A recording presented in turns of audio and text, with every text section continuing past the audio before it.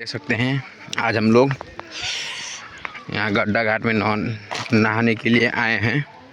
अब कुछ देर में हमारे साथी लोग नहाएंगे मज़ा से। ओ देखो ना, ऐसा ठाव है। हम लोग 12 लोग आए हैं, 12 लोग, हमें 12 जना आए हम घूमना को लगी। गाई जस्तो रहेछ गड्ढा घाट, सुरई ब्रिज, नवाकोट। कुन कोट हो यार? लगाई जस्तो रहेछ। हाम्रो टिम यही हो।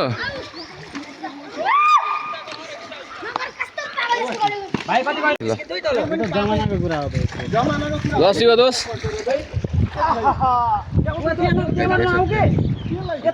हिलो रहेछ तर गाउन पर्छ पारा। यिनीहरू देख सकते गाइज, ये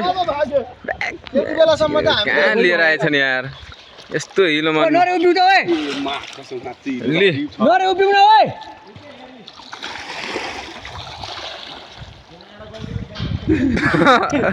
ओ हेलो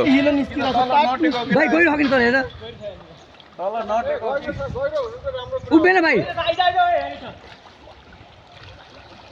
उभिएन भाइ, उभिएन बस्यो के म घन्टा बस्यो।